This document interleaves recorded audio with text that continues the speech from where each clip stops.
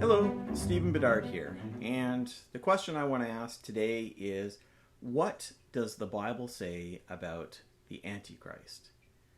Well, the truth is, not a whole lot, especially if we're focusing on that particular word, Antichrist, because what ends up happening is that we take this image of the Antichrist and we apply it to a number of different passages that don't necessarily use that word. They may be connected, they may not be.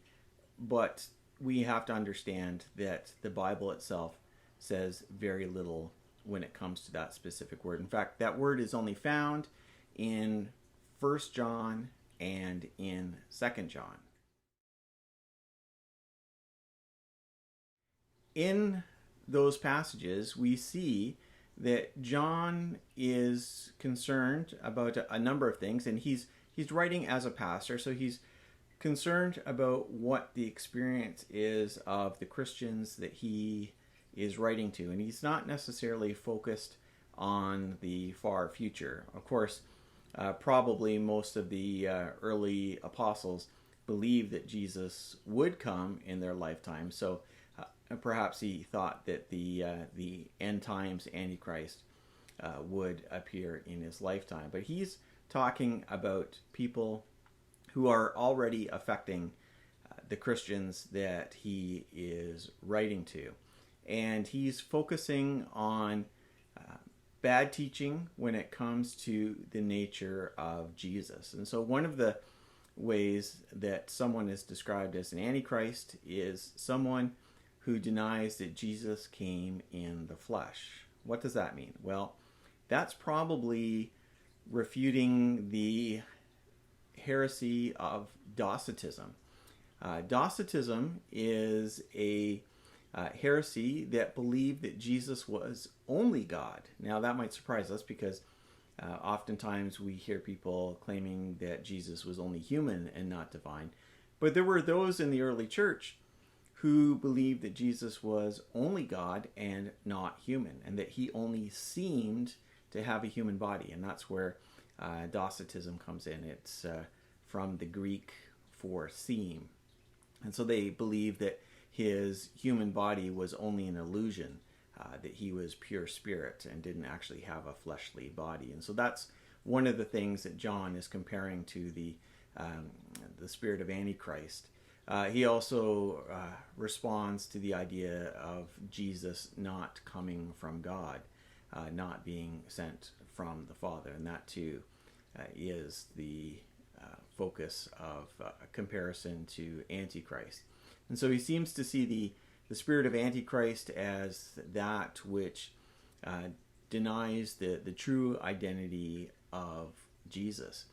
And he talks about it in terms of teachers that are already there, and there are multiple Antichrists, as far as he's concerned, who are speaking against Jesus. But he also seems to hint at an Antichrist that is coming, and just assumes that his readers understand what that means without really giving a whole lot of detail that we would actually like to have. But he doesn't give us that information. So that's really, technically, all that the Bible says about Antichrist. However, there are some other related passages. And one of those would be 2 Thessalonians chapter 2, in which Paul talks about someone who's referred to as the man of lawlessness. And again, he's talking about the return of Christ, the second coming, and he's writing to those who are fearing that maybe that they have missed the second coming, that it's already happened. And Paul is reassuring them, saying, no, there are certain things that have to happen first before Jesus returns.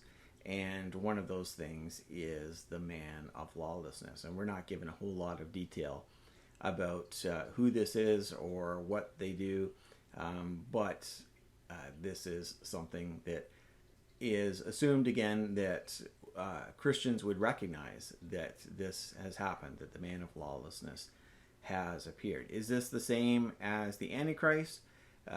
We can't know for sure. My guess would be that Paul and John are indeed speaking about the same individual, the same idea of some kind of evil being, some kind of satanic comparison to that of Christ. And Antichrist is as good a way of describing that as any. But when people are really talking about the Antichrist, very often what they're thinking about is the beast who is described in the book of Revelation. And Revelation chapter 13 especially describes the beast. And this seems to be a servant of the dragon, who is Satan or the devil. And it is very hard to interpret what the beast is here, because Revelation is that kind of book, an apocalyptic book that uses apocalyptic imagery. It is written in a way that is very much about symbols and images, and we shouldn't be interpreting it as if we're watching like a video of the end times as they are unfolding. There is a lot of stock imagery from apocalyptic literature that's being used. However, it does refer to this beast who seems to play some kind of role around the end times, around the coming of Jesus. And a lot is being said here, but we struggle in interpreting it. Not to say that we shouldn't try to wrestle with it, we should, but we should have some humility in this as well. One of the things that's referenced there in chapter 13 is the famous mark of the beast, 666. And where that comes from is that letters can be given a numerical value, and so you can change words into numerical values. And the apparently the name of the beast is one that can be changed into 666. So who is that? Well, there's actually a pretty plausible interpretation here that the 666 is a reference to a form of the name of the Emperor Nero. And there's a lot of Nero imagery that is found in Revelation. By the time Revelation was written, Nero was dead, but there was a lot of fear within the Roman Empire that Nero hadn't died, that he had actually gone into the east, and that he was going to return at the head of a Parthian army and invade the Roman Empire and cause all kinds of destruction and terrible things. And it's not that Revelation is saying that that is actually going to happen, but I think the way it's describing the beast, it's calling upon those images, those fears that people had of Nero returning from the dead, coming back and being at the head of this Eastern army. How does this fit in with the Antichrist? Is this the same as what Paul is talking about, the man of lawlessness? Is this the Antichrist of John? We don't know. We really don't know, and it is hard for us to do very careful interpretations of this. One of the things that I would say is that the Bible really does not encourage us to try to identify the identity of the Antichrist. It doesn't offer us the challenge to look at the headlines and to try to predict who the Antichrist might be. It's worth taking a few moments to Google how often the Antichrist has been predicted and the various names that have been offered. It is quite quite interesting, and it should give you a pause in terms of any temptation you might have to try to predict who the Antichrist might be. We really are not supposed to do that.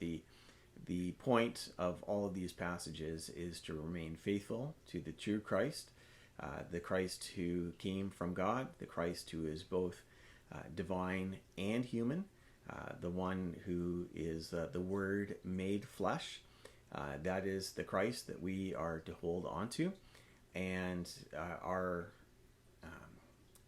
emphasis and our focus should not be on finding the Antichrist, but on holding on to the true Christ. So that's what I have to say about the Antichrist. Maybe you're disappointed. Maybe you are hoping that I was going to give the secret revelation of who the Antichrist is. Sorry to disappoint you. Can't do it. And if anyone else offers to do that, I would think twice before believing what they're saying. Thank you for watching this video, and please visit me at my website, stephenjbedard.com. God bless.